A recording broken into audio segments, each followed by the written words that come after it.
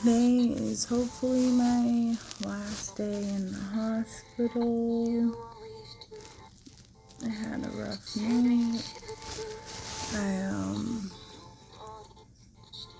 took my sleeping medication and then I was woken up to get that test done, the scan of my lungs to see if I have blood clots, because that could be causing my pulmonary hypertension. So I'm waiting on those results. And sorry, just really tired.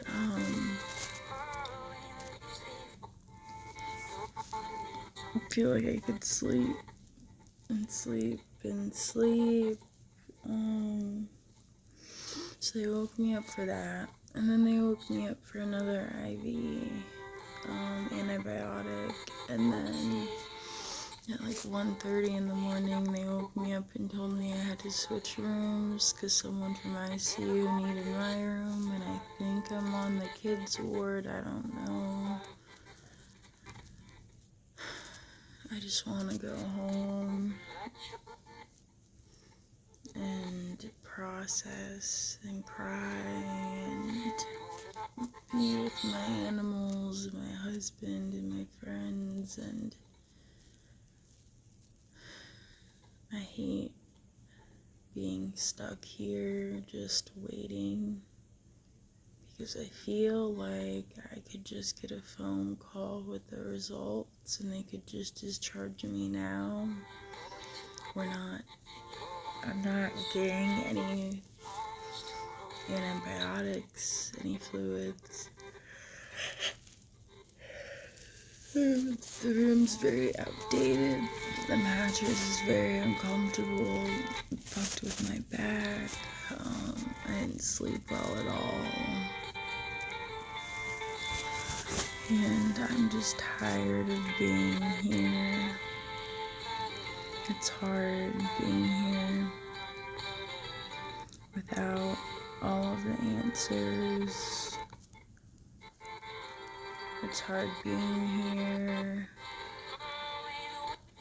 when I just want to be home with my husband, honestly. It's hard being here and not being able to do what I want to do, you know? It's hard being here and trying to still be there for other people, which is not easy.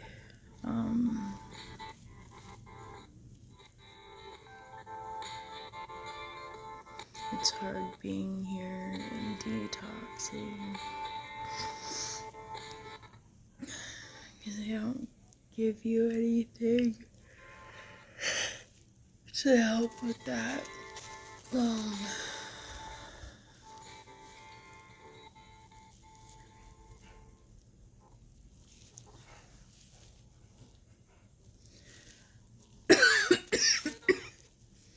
It hurts to cough, it hurts to breathe.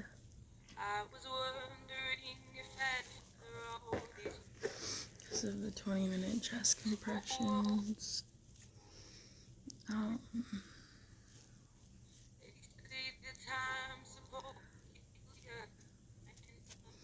In all reality, it's probably good that I spend a couple days here, because just the level of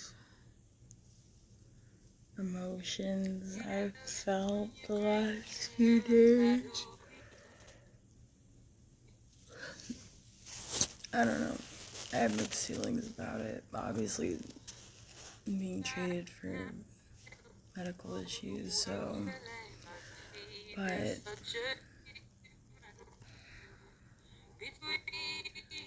I just.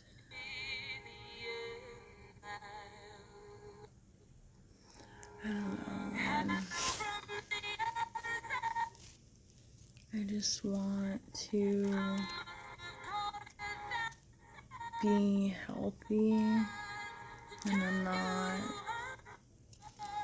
And it's hard because my mind says that I have health problems anyway, and why start being healthy now?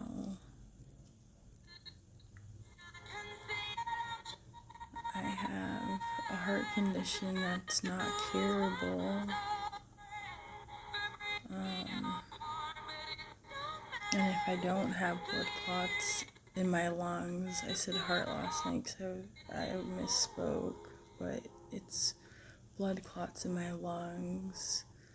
If I don't have blood clots in my lungs, I will have to get specialized testing with a cardiologist. And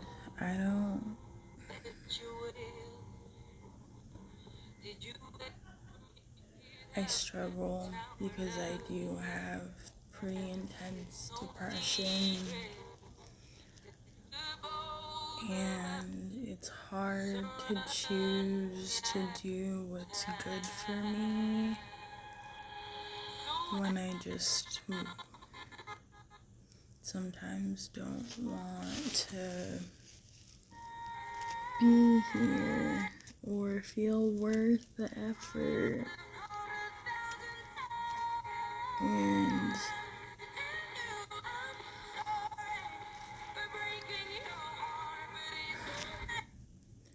sometimes I feel that I have so much psychological damage done that I'll never be able to get better. And I've never found that right combination of meds and therapy to make me feel happy. And it's hard because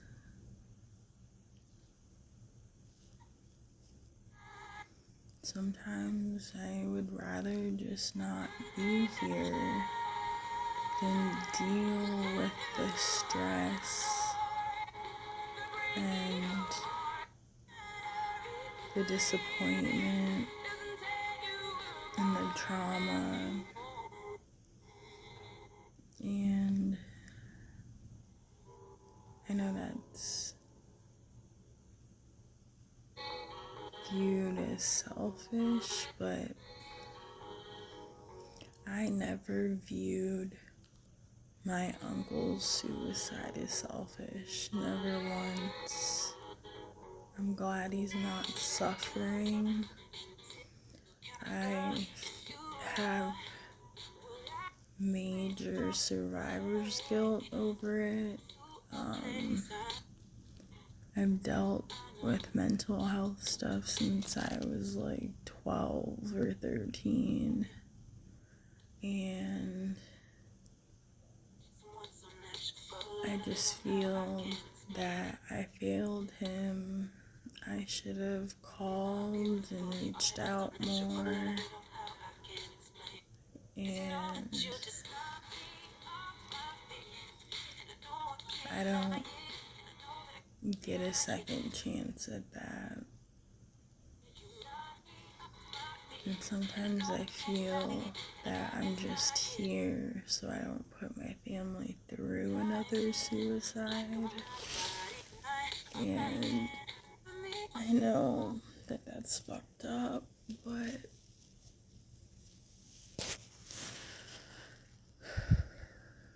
life is hard.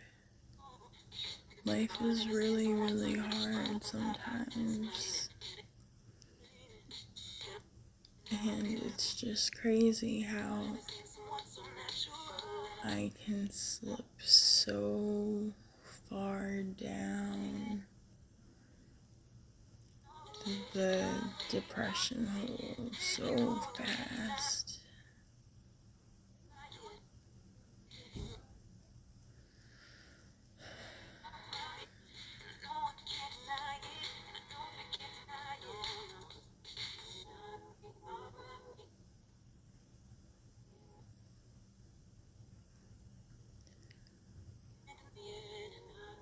I just want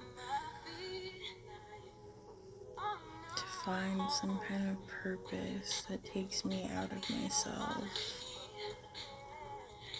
But I know I also need to learn how to accept myself, which is the hardest thing for me.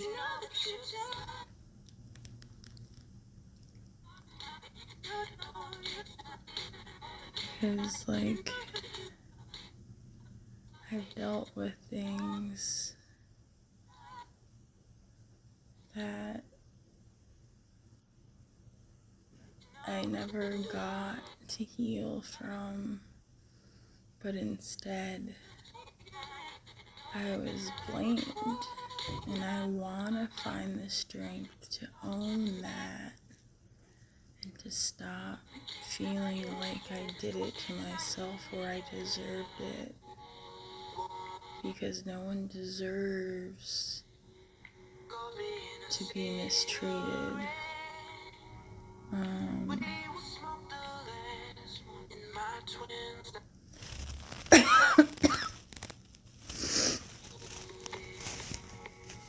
I know I haven't gotten into lots of specifics about myself,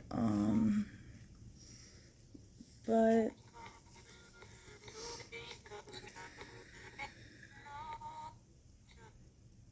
I had a rough childhood.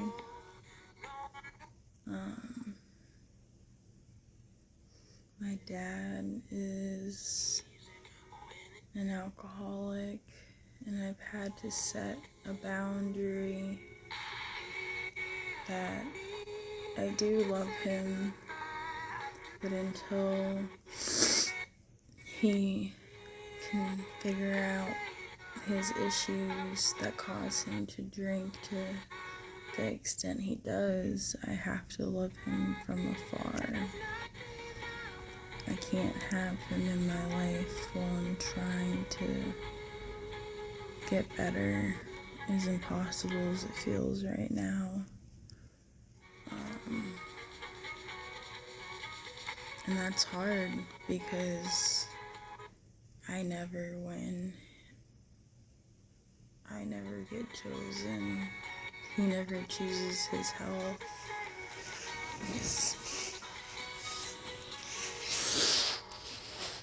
He's said things to me as a child and as an adult that you should never say to another human being, especially your child. And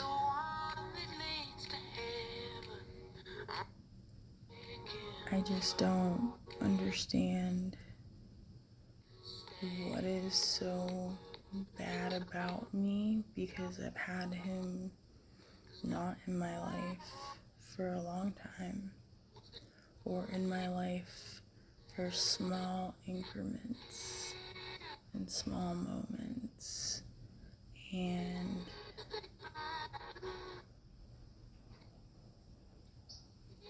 I don't know.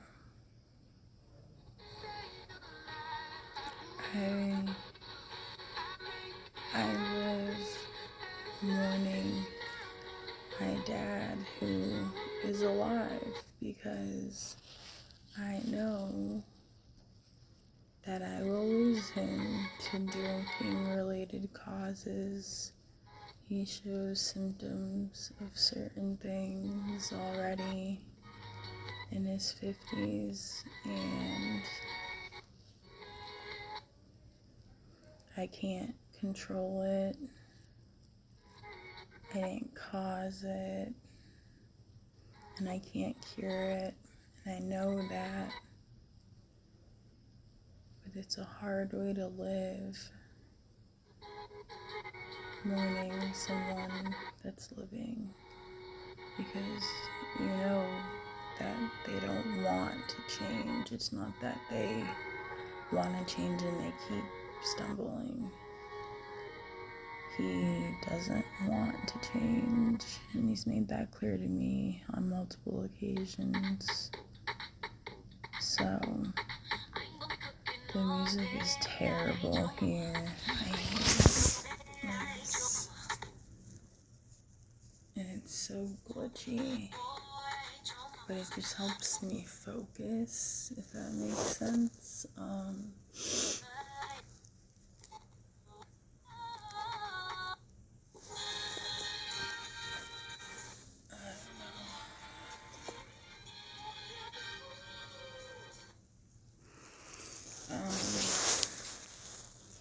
I have a lot of turmoil with my biological father.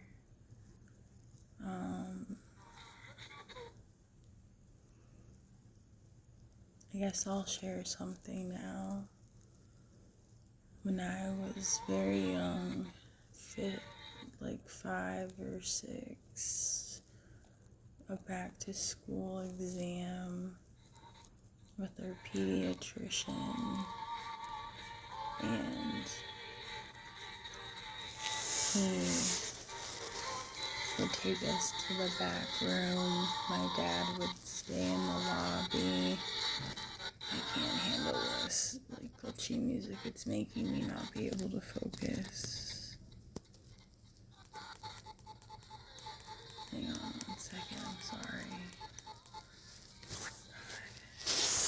I'm gonna try to focus without it. Okay,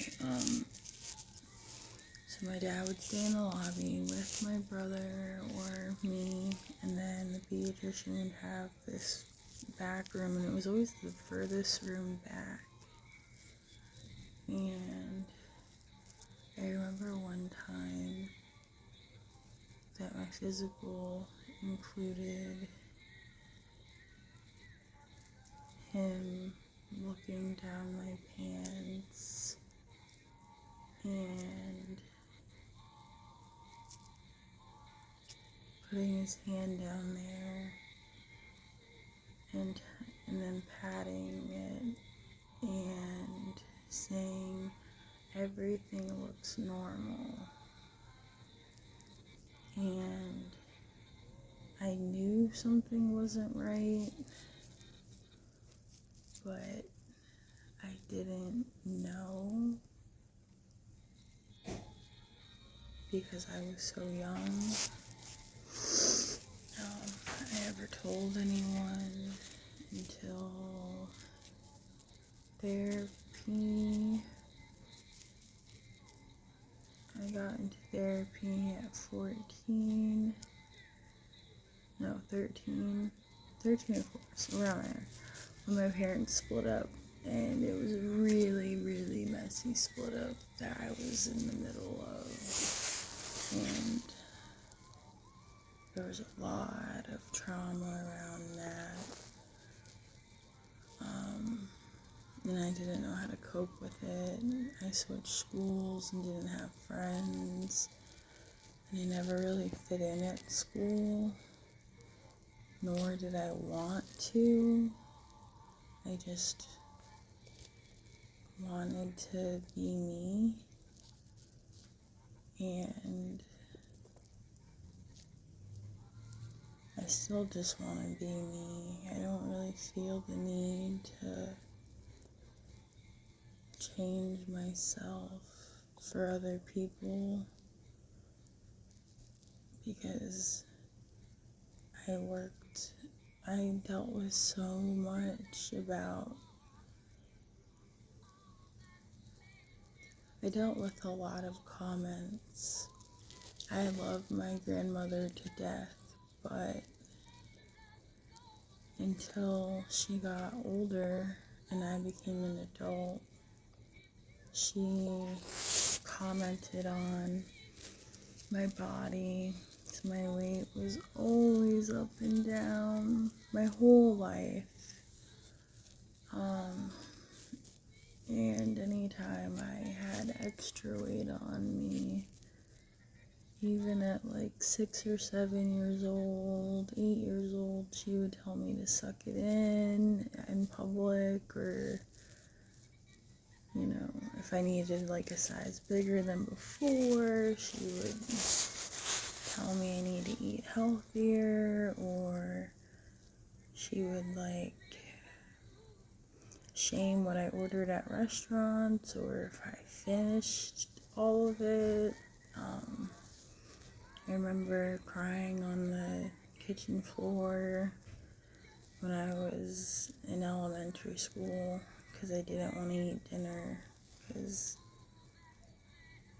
my grandma had made a comment about my weight earlier that day before she went back to Miami, and that really fucked with my self-esteem for a long time, even now. But anyway, when I was in therapy and I mentioned what happened when I was little, my dad said I was lying. So he would rather believe this male pediatrician who he saw a couple times a year over his daughter. And what 14-year-old lies? Or even, I don't understand why. I don't know if it's easier for him to think I'm lying than to accept what has happened to me, but it causes an immense amount of shame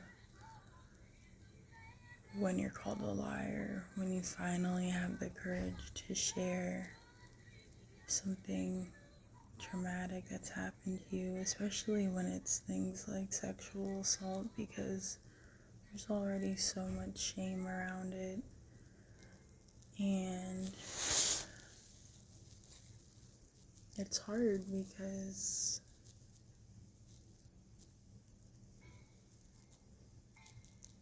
%80 of sexual assault survivors will be assaulted a second time.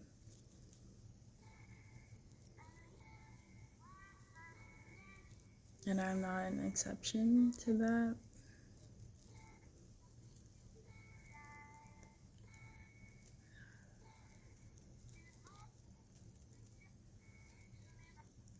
It's hard for me to forgive my dad because what parent doesn't believe their child? I don't understand, let alone get angry.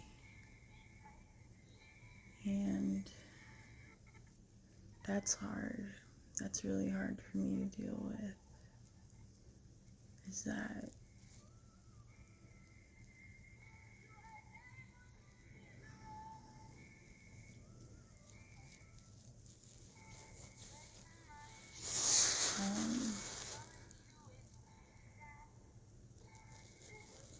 he put me through a lot through my parents' divorce, and when my parents split up, my dad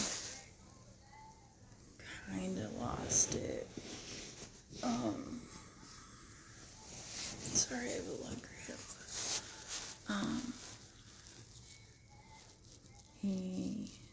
So at my dad's, my brother had a room, and I just slept in my dad's bed. And at my mom's, I had bunk beds, and my mom had a pull-out couch, but my brother did not have his own room. So my dad would get really, really drunk to the point where he was so emotionally unstable. And I don't know if he remembers anything or not. He claims not to, but it seems a little convenient. My brother was young. I would make sure he was asleep because I'm his older sister, and I thought it was my job to protect him. My dad would sit up, and I would sit up with him, and I would talk him out of suicide a lot, till like 3, 4 in the morning, and then I'd sleep a couple hours and go to school where I didn't know anyone. And then he would tell me how my mom cheated on him, which I don't think she did. And if she did, I don't care. And he would tell me that he's gonna murder my mom, and that my stepdad was a pervert who was eventually going to rape me, and when he did, I had to tell my dad so he could kill him without going to prison. So just to break that down, your dad is willing to let you have your mom killed, let you get assaulted, and then potentially kill himself. So I was scared I was going to be alone in the world with my brother. I didn't know what to do. I didn't know who to talk to. I didn't tell anyone for a long time. And for the record, my stepdad, while he has his issues, he's been there for me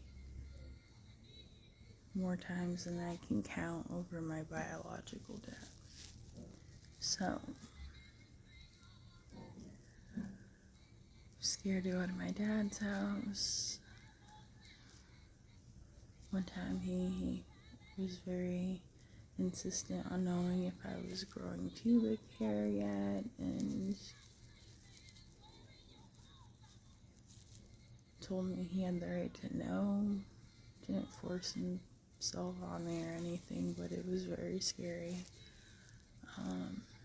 And then sleeping in the same bed as him was very scary for me. I was so thankful for the nights that he fell asleep on the couch. But then terrified to go to my mom's because I don't know if she's gonna get killed or if my stepdad was going to assault me, because he was new to me, So that's when I began to self-harm for years before anyone even noticed. And I don't think anyone would have noticed. I remember I asked a question to my stepdad: what would be worse, losing a kid to suicide or an accidental overdose? And I was mad. I was mad that I was so clearly struggling and broken that no one noticed.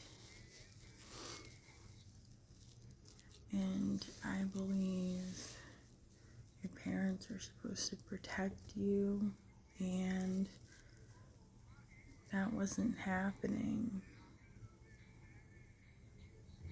And I was hurt, and I didn't feel good enough, and I just let that feed into my no self-confidence, and it became so routine. I was cutting daily. I was binging and purging. I was burning. I was taking a whole bottle of aspirin to the point where I was throwing up in pale white just so I could stay home sick once I finally got to high school, where my depression went from bad to some of the worst it's ever been. I had no friends. I didn't shop at the cool stores. I went to the library and read during lunch because I had no interest in associating with the kids at my school, because I just didn't. And books saved my life. But I just remember I would beg my mom to be homeschooled. And I was bullied pretty bad at that school. I had a kid that I could never dress out for PE, so I had a kid. I would always sit on the bleachers and just read. And a kid threw a basketball at my face. I had teachers that would make fun of me. The PE teacher once had me just stand in the corner instead of read. And one of the popular girls kept talking. So she had her stand by me and she's like, I know she won't talk to you, referring to me. She doesn't talk. And people thought that was funny.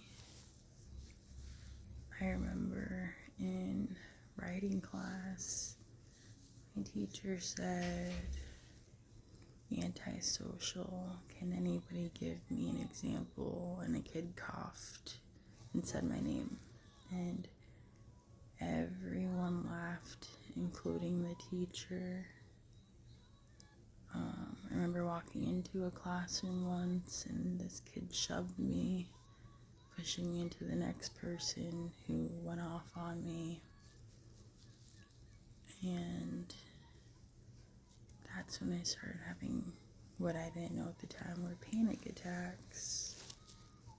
I would be walking in the hall and I couldn't breathe.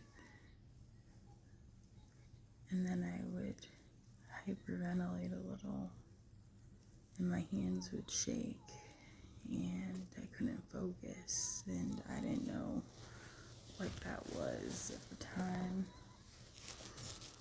So after that school year, I decided that I could not do another year of that. I was not interested in pursuing life anymore.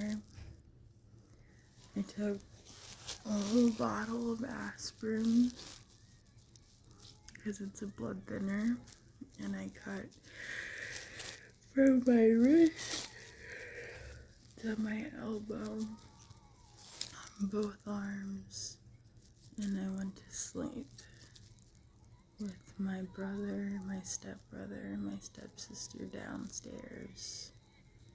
And I woke up and my bed was just covered in blood and I was lightheaded and I was angry that no one had checked on me in hours. I was so angry that I went to my mom's room and I showed her what I did, and I denied it was a suicide attempt, but it's like, no one sees me, no one sees that I'm clearly struggling so bad. And that was the first time I was Baker acting, which is supposed to be a 72-hour hold. I told them I was feeling fine and I was out in 24 hours.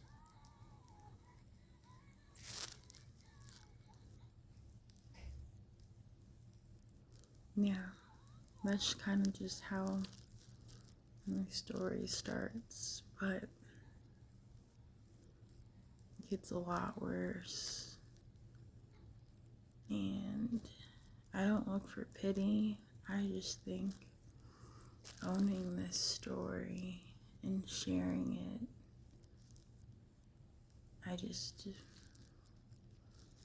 pray that there is someone out there that finds it, sees it, and knows they're not alone, you know, because I'm not saying I'm better by any means, but where I am today compared to where I used to be is a night and day difference, and it's something I continue to work on every day, and some days are better than other days, but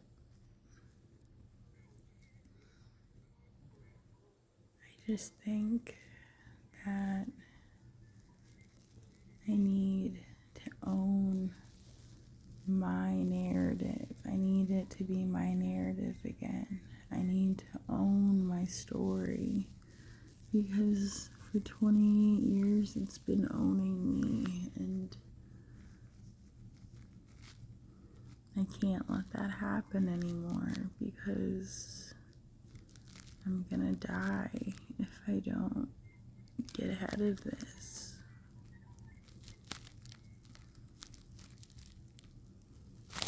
So,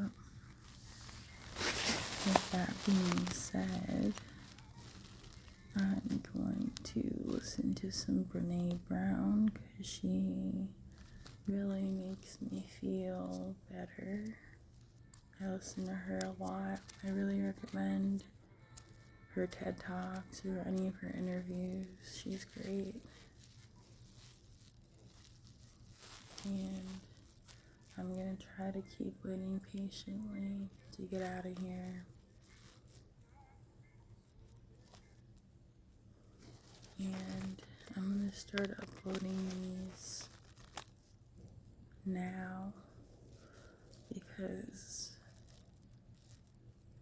I don't want to lose the confidence, not the confidence. I don't want to lose the willingness to do this. And I feel like the longer I wait, the longer I have to talk myself out of it. So